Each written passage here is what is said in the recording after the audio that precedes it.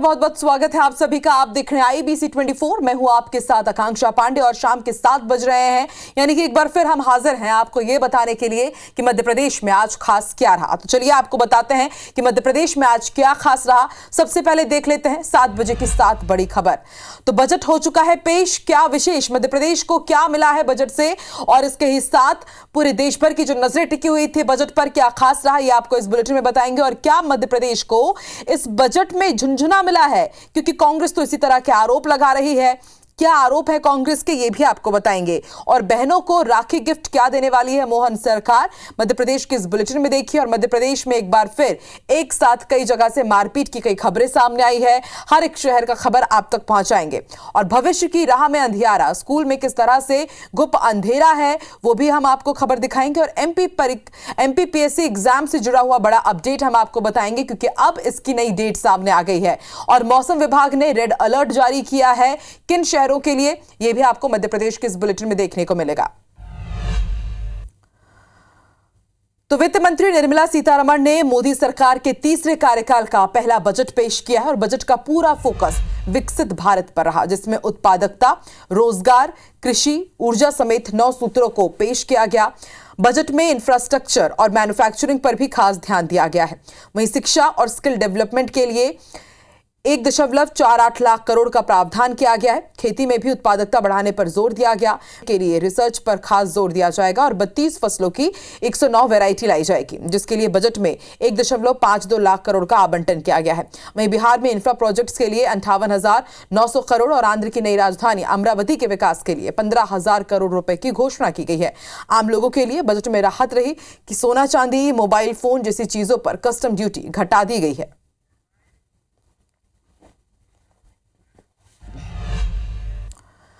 तो वित्त मंत्री निर्मला सीतारमण ने मोदी सरकार के तीसरे कार्यकाल का बजट पेश कर दिया है। बजट का पूरा फोकस विकसित भारत पर रहा। और इसी बीच केंद्रीय कृषि मंत्री शिवराज सिंह चौहान की भी प्रतिक्रिया सामने आई है। उन्होंने इस बजट को हर वर्ग का बजट बताया, साथ ही कहा कि बजट गांव, गरीब और किसान को समृद्धि की राह पर ले जाने वाला होगा।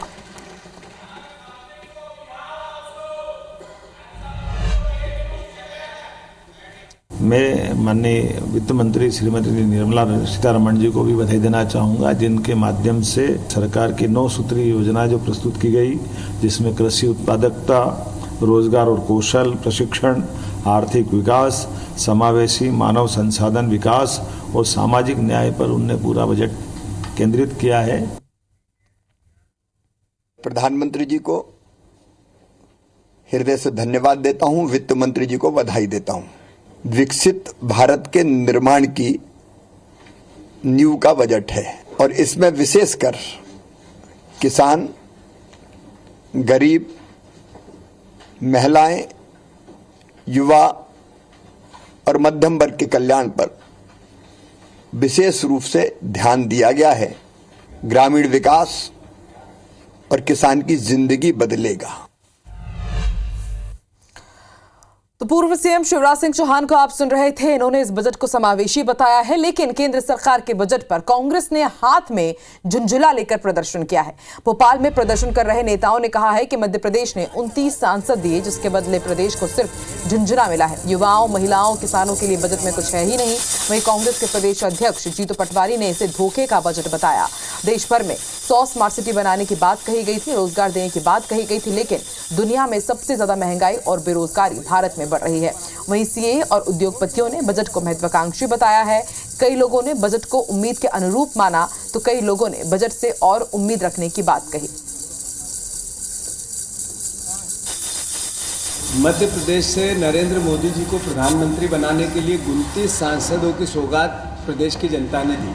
पूरे देश में नरेंद्र मोदी जी पे से विश्वास हटा था, पर इस बजट में मध्य प्रदेश के उस भावना के साथ धोखा किया गया। इंडस्ट्रीज़ के हिसाब से जो गवर्नमेंट ने फोकस किया है स्किलिंग पर और MSMEs को फ़ंड प्रोवाइड करने के लिए ये दो बहुत मेजर इम्पॉर्टेंट एजेंडा हैं जो सरकार ने टेकअप किए हैं और जिनके इम्पैक्ट लॉन्ग टर्म में मिलेंगे। एम्प्लॉयमेंट जनरेशन की तरफ बहुत ध्यान दिया गया है। इंफ्रास्ट्रक्चर तो खैर सरकार का हमेशा से जो रहता है तो उस पर काफ़ी कोशिशें हो रही हैं।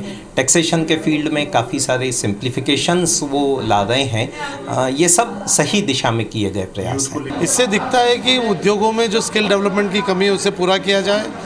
एक नई रोजगार की स्कीम्स आई है जिसमें प्रोविडेंट फंड जो अंशधारिता है वह सरकार मिलाएगी 5,000 रुपये प्रति कर्मचारी। तो एक अच्छी स्कीम सरकार द्वारा यहाँ पर पेश की गई है। एमपी सरकार ने लाडली बहना योजना की हितग्राही महिलाओं को रक्षाबंधन का गिफ्ट दिया है। 1 अगस्त को इन सभी महिलाओं के अकाउंट में 250 रुपए अतिरिक्त आएंगे। ये राशि लाडली बहना योजना के तहत मिलने वाले 1250 रुपए के अलावा होगी। ये फैसला मंगलवार को कैबिनेट की बैठक में लिया गया। मुख्यमंत्री डॉक्टर मोहन यादव ने कैबिनेट की बैठक में कहा कि सावन शुरू हो चुका है, इसी महीने राखी का भी त्योहार है, इसलिए अगस्त की 1 तारीख को लाडली बहनों के अकाउंट में 250 रुपए ट्रांसफर किए जाएंगे। मुख्यमंत्री ने कैबिनेट के सदस्यों से कहा कि वो रक्षाबंधन पर 19 अगस्त को अपनी विधानसभा क्षेत्रों में लाडली बहनों से राखी बंधवाएं।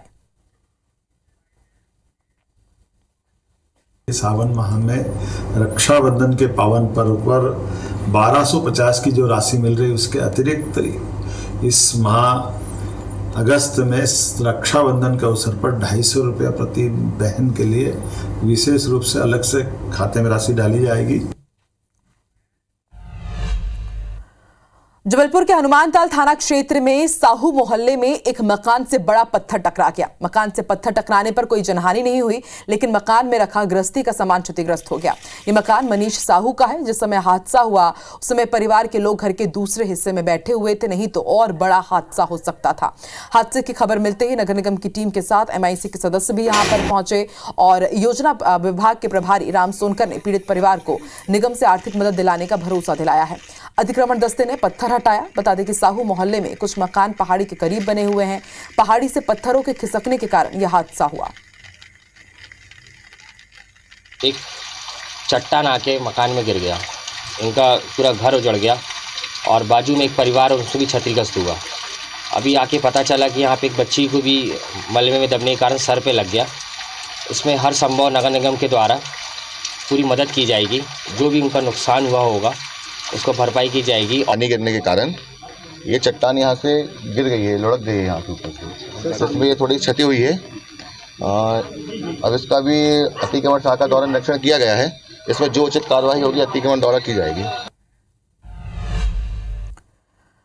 ग्वालियर में भवन निर्माण के नियम कायदे ताक पर रखे जा रहे हैं। हाल ही में ग्वालियर के मल्टी के पिलर के टूटने के बाद निगम आयुक्त ने अब निर्माण होने वाली मल्टियों की जांच के आदेश दे दिए हैं।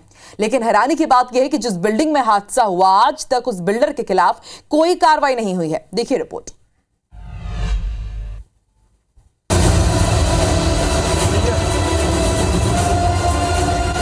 16 जुलाई की रात को ग्वालियर के ठाटीपुर के नेहरू कॉलोनी में बनी गोल्डन टावर मल्टी का अचानक एक पिलर टूट गया था। जब पूरी बिल्डिंग एक और झुकने लगी तो दहशत में लोग अंदर से निकलकर सड़क पर आ गए। निगम ने पूरी मल्टी को खाली करा लिया है। 4 मंजिला मल्टी 8 साल पुरानी है। पिलर क्षतिग्रस्त होने के पीछे भले ही रहवासियों और बिल्डर के अलग अलग दावे हैं, लेकिन बिल्डिंग में रहने वाले 27 परिवार आज भी बेघर हैं। नगर निगम और है ना बिल्डर की दोनों की वो है गलती, इसमें दोनों की मिली भगत है, दोनों को है ना पनिशमेंट मिलना चाहिए।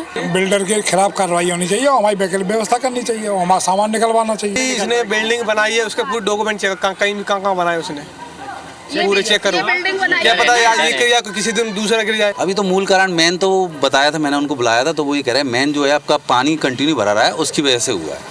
मेन डैमेज पानी की वजह से हुआ। अभी आप जहाँ के पिलर पेपर देख लो और अंदर के पेपर देख लो, अंदर के पेपर पूरे गिले रखे हैं, इस समय भी रखे हैं वर्तमान से। वहीं ग्वालियर नगर निगम के आयुक्त का कहना है कि गोल्डन टावर के बिल्डर को नोटिस दिया गया है, लेकिन ये पूरा मामला बिल्डर्स और रहवासियों के बीच का है।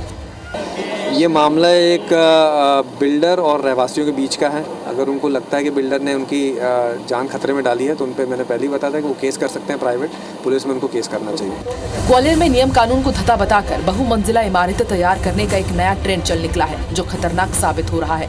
नगर निगम द्वारा आवासीय प्लॉट पर भवन निर्माण की अनुमति जारी होती है, लेकिन बिल्डर मल्टी स्टोरी बिल्डिंग तैयार कर उसमें फ्लैट बनाकर बेच देते हैं। उसका खामियाजा उपभोक्ता को भुगतना पड़ता है। Nasir Gauri, bureau report, IBC 24 Gwalior.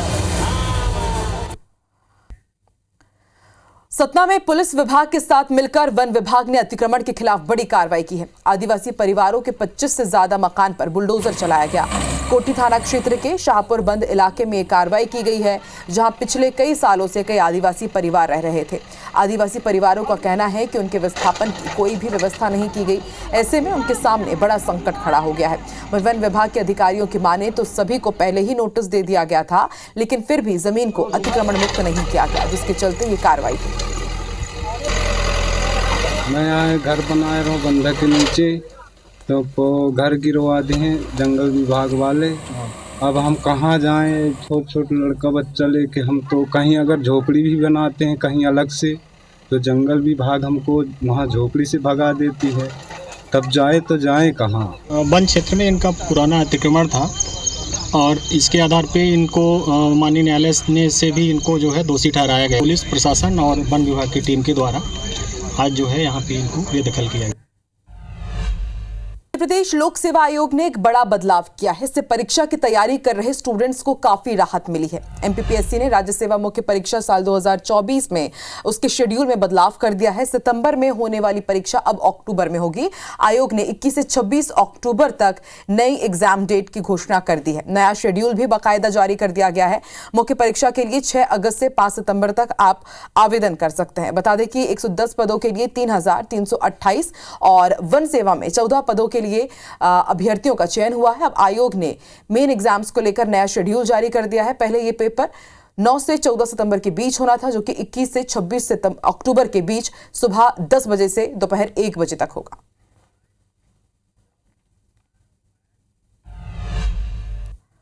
इधर नर्मदापुरम जिले के लही गांव के प्राइमरी स्कूल के शिक्षक ने बच्चों को शिक्षा के प्रति जागरूक करने के लिए एक बड़ी मिसाल पेश की है। उनके इस नवाचार से आज स्कूल में बच्चों की संख्या 25 हो गई है। इसके अलावा 5 एडमिशन अभी बाकी हैं। शिक्षक रंजू बारंगे बताते हैं कि अब मुझे लही प्राइमरी स्कूल का प्रभार मिला है, तो स्कूल की स्थिति बंद होने की थी। सिर्फ स्कूल में 6 बच्चे थे।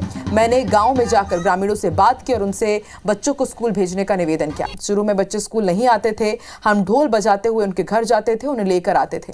आज भी जिस दिन बच्चों की उपस्थिति कम होती है तो हम ढोल लेकर जाते हैं और उनके घर के सामने ढोल बजाकर स्कूल आने का आग्रह करते हैं। शिक्षक के इस प्रयास से बच्चों में पढ़ाई के प्रति जागरूकता बढ़ी है। शिक्षक बारंगी का कहना है कि भगवान ने गुरु बनाया है, तो मैं अपना काम पूरी जिम्मेदारी और निष्ठा से करने का प्रयास कर रहा हूं।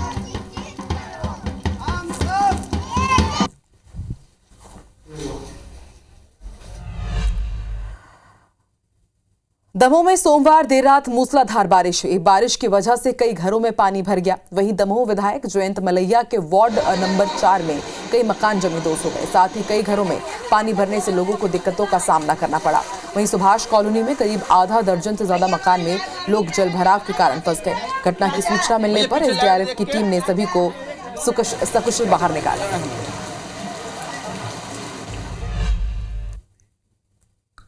और मध्य प्रदेश के इस बुलेटिन में फिलहाल इतना ही। आगे देखिए हमर बानी हमर गोट श्रवण तंबोली के साथ। नमस्कार। IBC 24 number 1 news channel in Madhya Pradesh, Chhattisgarh.